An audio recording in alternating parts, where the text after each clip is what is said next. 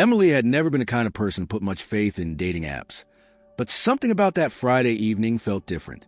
Maybe it was the way the sun was setting over a small town in Ohio, casting a golden hue across the pavement. Or maybe it was the way Ryan's messages had made her laugh during the week. For the first time in a while, she felt a small but growing hope fluttering inside her chest. She had spent the afternoon preparing, choosing a soft blue dress that hugged her curves without clinging too tightly, styling her hair in loose waves, applying just enough makeup to feel confident but not overdone. When she looked in the mirror, she smiled. She didn't expect perfection. She never had. But tonight, she felt like she looked like her best self. The restaurant was a cozy Italian place she'd always wanted to try. She arrived early, nerves tingling, and chose a table by the window. A waitress brought her water and a bread basket. While she waited, she checked her phone. No new messages. But Ryan had confirmed earlier.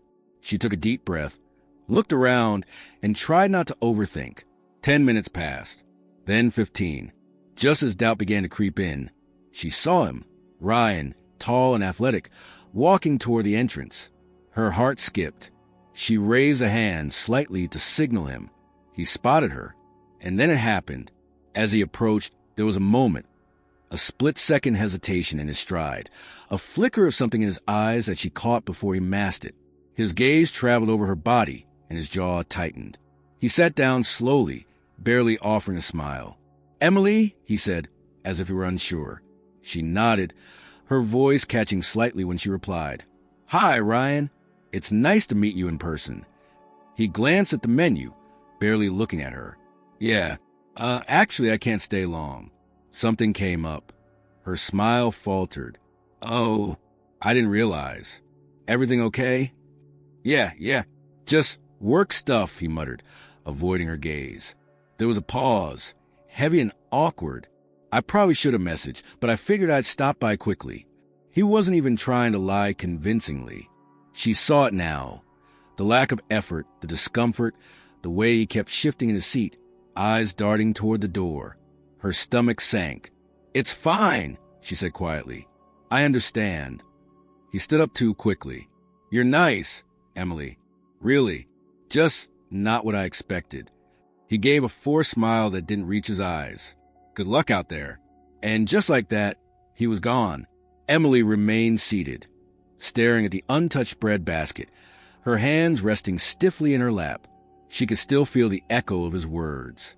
Not what I expected. She blinked hard, willing herself not to cry in public.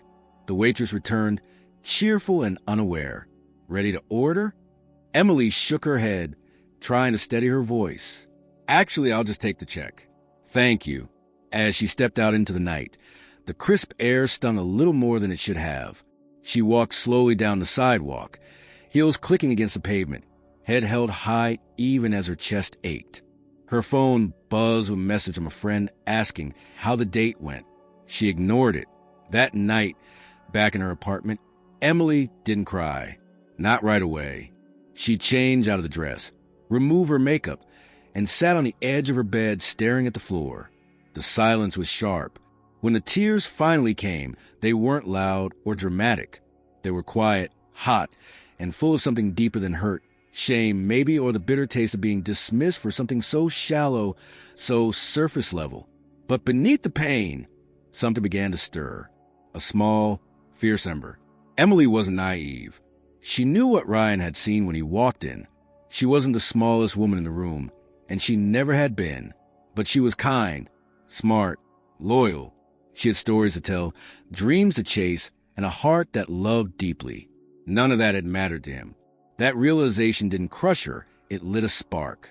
That night, lying in bed with puffy eyes and a mind that refused to settle, Emily made herself a promise. Not a vow to get revenge or to change for someone else's approval, but a promise that she would never again allow someone to make her feel so small, so invisible. She would become everything she already was, but louder, brighter, unapologetic. She wasn't going to disappear. She was going to rise. The days that followed were quieter than Emily anticipated. After the incident with Ryan, she didn't spiral as she might have in the past.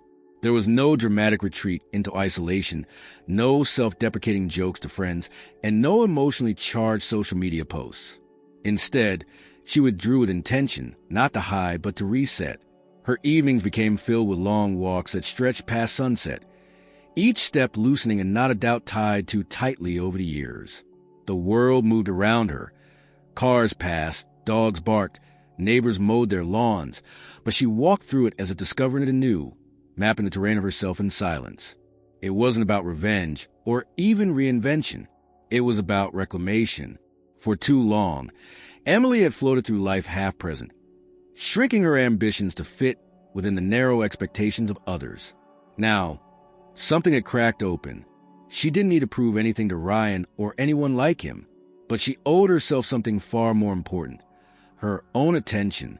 It began simply: a journal, not one of those pre-filled, templated planners that promise happiness through 5-minute rituals, but blank notebooks she bought at a local bookstore, thick with empty pages. Each night, she wrote, not always profound things, often just reflections on her mood, what she ate, how her body felt during her walks, or a phrase she had overheard in line at the grocery store. But over time, these entries turned into patterns. She began noticing which foods gave her energy and which left her sluggish, which thoughts recurred when she was tired, and which ones lifted her on the days she felt strong. Alongside journaling, Emily signed up for an online nutrition course. Not a crash diet, not a 10 steps to a summer body promise, but something to help her understand how food worked for her. She didn't count every calorie or obsess over numbers. Instead, she started cooking at home, experimenting with new ingredients, learning how to feed herself in a way that felt nourishing, not punishing. Her body began to respond, not just in shape, but in rhythm. She slept better. Her skin cleared. There was a lightness in her movements that hadn't been there before. But the most unexpected change came when she stumbled upon a free workshop on digital marketing hosted by a community college. On a whim, she attended, sitting quietly in the back with her notebook. The instructor spoke with passion about strategy, storytelling analytics, and audience psychology. Emily had never considered this world before, but something about the way it blended creativity and structure clicked for her. She enrolled in a full course. Weeks turned into months. Her nights were filled with assignments and webinars, and she found herself energized by the work. She had a knack for it, understanding trends, designing campaigns, analyzing data, and by the end of the program, she earned a certification that would become her ticket into a new career. She landed her first role at a small but fast-growing digital agency, and though the imposter syndrome lingered at first, it slowly eroded with each campaign she managed, each client she impressed. Her colleagues were sharp, supportive, and diverse in a way that made her feel both welcome and challenged. The work was demanding, but it never drained her the way her old job had. For the first time in her adult life, she felt that the seat she occupied at the table was one she had earned, and more importantly, one she deserved. Outside of work, her life began to bloom. She joined a local book club that met once a month at a rotating list of cafes and libraries. There, she met Jules, a witty copywriter who became her closest friend, and Maya, a no-nonsense business analyst who shared Emily's love for morning hikes. Their weekend became full of shared meals, inside jokes, and group texts that ran long into the night. There were no half-hearted conversations, no comments disguised as compliments, just real people offering real connection. Physically, she changed too, though the transformation was never her main goal. Her face became more defined, her frame leaner, her posture taller. People noticed. Strangers held doors for her more often, and waiters smiled more readily. But while the world had changed how it looked at her, Emily had changed how she looked at herself. The mirror no longer reflected someone trying to earn love by shrinking. It reflected someone who had expanded. Her confidence wasn't loud or performative. It showed in the way she walked into rooms without glancing down, in the way she voiced her ideas in meetings without prefacing them with apologies, in the way she declined invitations when she needed rest, without guilt or explanation. A full year after the night at the Italian restaurant, she found herself packing for a business trip to New York. Her company had been invited to a major marketing expo, 3 days of panels, networking, and presentations. Emily had been chosen to represent the team, her name listed in the event program beside industry veterans. It was a milestone, one she hadn't even dared to imagine 12 months ago. As she folded her clothes into a sleek carry-on, her mind wandered briefly to the girl she used to be, the one who had come home that night feeling broken and small. She didn't resent her. That girl had endured something cruel and decided to grow. She had rewritten the story. Emily zipped her suitcase, straightened up, and checked her itinerary once more. She had a full schedule ahead. Flights, meetings, speeches. A new chapter was waiting, and she was ready to walk into it. The ballroom of the Grand Metropolitan Hotel buzzed with voices, each corner filled with professionals exchanging cards, ideas, and strategic smiles. Emily stood near a sleek display bearing her company's logo, a tablet in one hand and a glass of sparkling water in the other. Her badge, clipped neatly to her blazer, read, Emily Wallace, Strategy Lead. That title still made her pause sometimes, not out of disbelief, but quiet pride. The room was immense, the ceiling an opulent canvas of chandeliers, the kind that could make anyone feel small. But she didn't. Not anymore. She had spent the first few hours engaged in back-to-back conversations with clients and partners, slipping easily between professional tones and casual warmth. Her voice carried a calm assurance, and her gestures were smooth, precise. When asked about her work, she spoke with purpose, not performance. She didn't rehearse. She remembered. These weren't lines she had memorized. They were her lived experiences. As the first panel wrapped up, a small crowd began to shift toward the open bar and lounge area. Emily excused herself from a conversation with a team from Chicago and made her way toward the far side of the hall, planning to catch a breath before the next keynote. She stood near the large windows, watching the city below buzz under the early evening light. The air felt still in that pocket of the room, as if momentarily suspended, and then she felt it, a shift in atmosphere so subtle it might have gone unnoticed by anyone else. But something in her skin tightened, in the same inexplicable way one senses being watched. She turned slowly, scanning the crowd. At first, just familiar suits and unfamiliar faces. But then, across the room, her gaze locked onto someone who was staring directly at her. Ryan. He looked different. Not dramatically, but noticeably. His hair was shorter, styled with more precision than she remembered, and his jaw was lined with the faint beginnings of a beard. He wore a charcoal gray suit that fit him well, his posture straighter than it had been that night at the restaurant. But none of that mattered. What hit Emily wasn't how he looked. It was a flicker of recognition in his eyes, the instant collapse of time in the moment he realized who she was. There was a beat of hesitation on his face. At first, confusion, then shock, and finally, something almost like disbelief. He took a slow step forward, and for a second, Emily thought he might not come at all. But he did. "Emily," he said, the sound of her name spoken softly, uncertainly. She smiled, not with smugness or spite, but the way someone smiles when they've outgrown a memory. "Hello, Ryan." He blinked. "Wow. You look." His voice faltered, stuck between a compliment and an apology, neither of which would have mattered. Emily tilted her head slightly. "It's been a while." "Yeah," he said, rubbing the back of his neck. "A year, right?" "Maybe more. I didn't expect to see you here. I'm representing my team. We've been working on a new platform, launching next quarter." His eyes flicked to her badge, then back to her face. "Strategy lead. That's impressive." "Thank you," she said simply.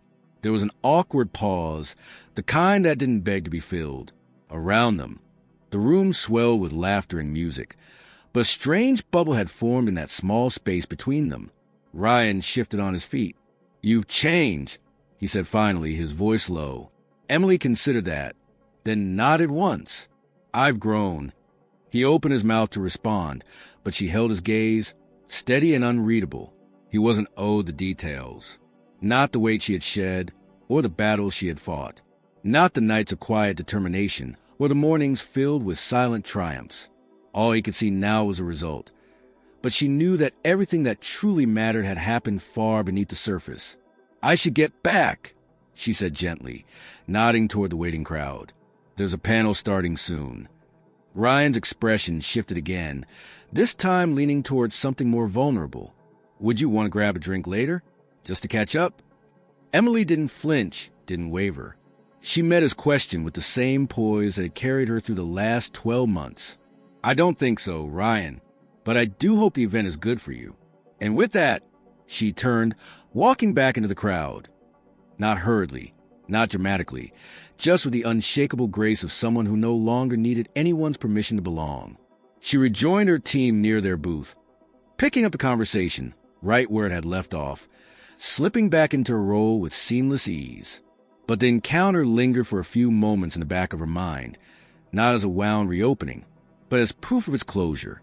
Later that evening, as she stood on the rooftop terrace of the hotel with a glass of wine in hand and city lights sprawling below her, Emily replayed the interaction in her head once more, not out of longing or regret, but as confirmation. He had seen her, but only now, and that made all the difference. The panel had started, but Ryan could hardly concentrate. He sat near the middle of the audience, flanked by colleagues from a tech firm based in Boston, but the discussion at the front of the room was distant noise to him. Every slide that flashed across the screen, every question posed by the moderator, felt like it belonged to another world. His mind was stuck several minutes back, rooted to the image of Emily standing in front of him, poised and professional, yet entirely unreachable. He had never felt this particular type of discomfort before. It wasn't embarrassment. He'd endured that plenty of times throughout his life, in harmless social stumbles or failed pitches. This was something deeper, something with weight. It was a quiet, gnawing realization that he had witnessed a moment of significance and been woefully unprepared for it. Seeing her like that, in full command of herself and her space, had destabilized a version of the world he hadn't even known he depended on. After the session ended, he excused himself quickly and slipped out a side entrance. The hallway outside the conference room was wide and sleek, lined with abstract paintings and understated lighting. He walked slowly, trying to collect his thoughts, but they remained scattered. Flashes of that first night, the awkward goodbye, the words he'd chosen too hastily, the way her eyes had held his today with such composure. Not cold, not hostile, just clear, and that, more than anything, had unsettled him. He made his way down to the lounge area, where soft jazz played and a few professionals lingered, sipping cocktails and talking shop. Ryan ordered a drink, something simple, a bourbon over ice, and took a seat at a low table near the back. He pulled out his phone, opened his email, then closed it again. Nothing could distract him. He could still hear her voice, calm and steady, when she declined his invitation for a drink. Not rude, not wounded, just sure. When he had first seen her from across the ballroom, his brain had scrambled to process what he was looking at. There had been a delay, a second or two where recognition lagged behind visual shock. She looked different, yes, but not in the superficial way people often talked about. There was something intangible about the way she moved, how she occupied space without apologizing for it. That was what had caught him off guard. She didn't walk like someone trying to prove anything. She walked like someone who no longer needed to. He had spent months after that night vaguely remembering her name whenever he deleted his dating app or scrolled through conversations he never followed up on. There had been a fleeting sense of guilt, perhaps, but not enough to change anything. That night had passed into memory quickly. He had told himself it was awkward, a mismatch, not worth dwelling on. And for a while, that narrative had worked. It had allowed him to forget. Until now. Now, she existed again, not as a half-memory from a failed date, but as a force in the same room, doing real work, standing next to influential people, shaping conversations he was merely attending. And the realization of that imbalance pressed heavily on his chest. As the evening wore on, Ryan tried to re-enter the flow of the conference. He wandered the exhibition hall, stopped by a few booths, forced conversations with old contacts. But no matter how many times he nodded along to a product pitch or feigned interest in a presentation slide, his thoughts were elsewhere. He caught glimpses of her once or twice, laughing with colleagues near a tech startup display, exchanging cards with a European agency rep, standing confidently during a Q&A. Each time his stomach twisted. There was no scene, She wasn't trying to make him uncomfortable. That was what made it worse. Her indifference was total, not cruel, just true. She had moved on, while it remained a version of the past where he had assumed, without saying so, that his choices had been consequence-free. Now, he was beginning to understand that they weren't. They never had been. That night, back in his hotel room, Ryan sat by the window, staring out at the glowing city skyline. His jacket was draped over the chair, tie loosened, drink untouched on the table beside him. The hum of distant traffic and the occasional honk below did little to break the quiet inside. His thoughts returned to the restaurant again. The way he had arrived, looked her up and down, made that cowardly excuse. He had thought, in that moment, that leaving quickly was better than dragging out something he didn't want. He hadn't thought about how it would feel from her perspective. He hadn't thought about her at all. Not really. Now he couldn't stop. But it wasn't longing he felt, not in the romantic sense. It was recognition.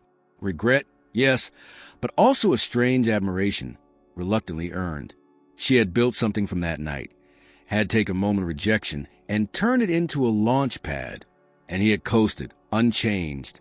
He wondered, briefly, what might have happened if he had stayed that night, if he had sat down, had the meal, talked to her like a person instead of an inconvenience. But he knew better than to dwell in those fantasies. That version of the story had never existed. He hadn't given it the chance. And now, whatever chance there had been was gone. The final day of the conference arrived with the kind of crisp morning that made the city feel like it was waiting for something to happen. Emily woke early, the hum of anticipation already moving beneath her skin. She'd slept well, deep and undisturbed, and when she stepped out of the elevator into the lobby that morning, dressed in a soft ivory blouse and tailored black trousers, she felt grounded. Today wasn't about performance or proving herself. It was simply the natural continuation of everything she had built over the past year. She no longer felt like a woman navigating unfamiliar waters. She was part of the current now. The morning was a blur of meetings and presentations. Emily's final talk was scheduled for the afternoon, a breakout session on consumer behavior in emerging markets.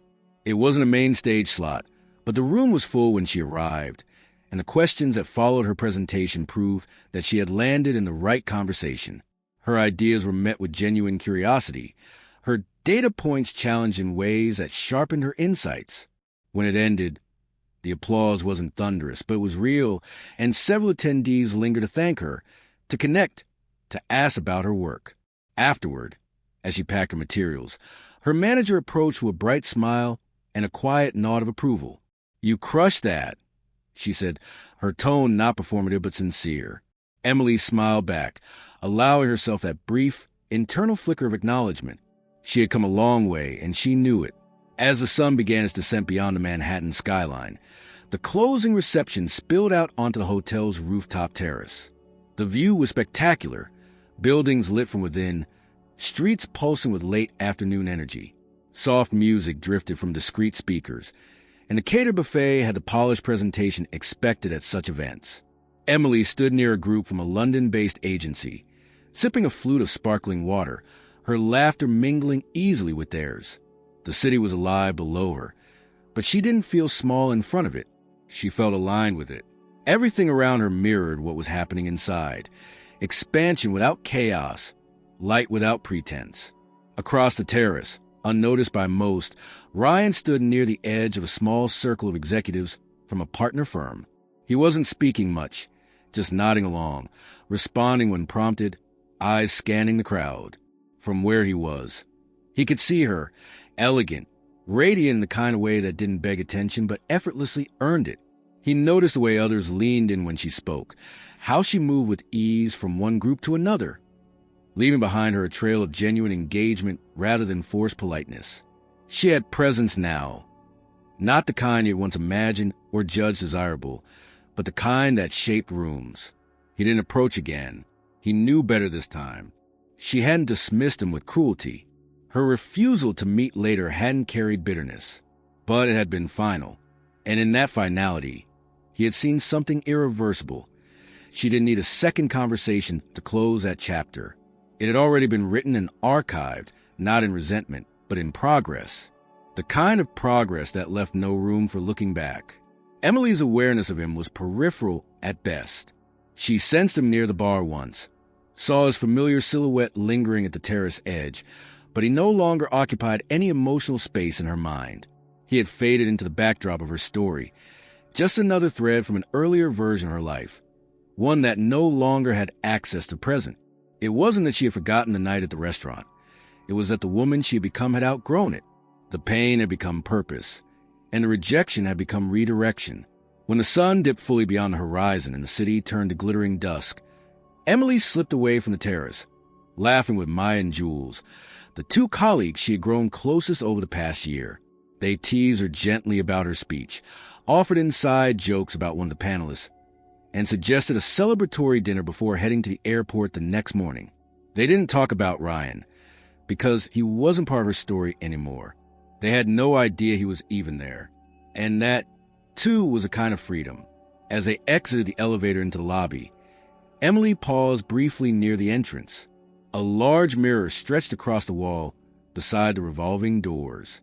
She caught her reflection not as a moment of vanity, but as a quiet confirmation. Her shoulders were relaxed, her eyes clear. There was no trace of the girl who had once waited nervously at a table, only to be met with dismissal. That version of her had served its purpose, carried its lessons, and stepped aside to make room for this one. Outside, the city air was cooler now. Emily tucked her blazer over one arm, walked with her friends to the sidewalk where a car was waiting, and climbed in without hesitation. As the vehicle pulled away, she didn't look back at the hotel. There was nothing left there for her to retrieve. Back on the terrace, Ryan remained where he had been for most of the evening, a drink in hand, barely touched. The voices around him blurred, and the skyline, once dazzling, now seemed more like a curtain he stood behind. He didn't feel bitterness, only that strange ache of having watched something meaningful walk away without turning back. He knew, in a way that didn't need to be said aloud, that the cost of that night had finally arrived, not as punishment, not even as consequence, but as clarity. She had moved on, and that, more than anything, was the story.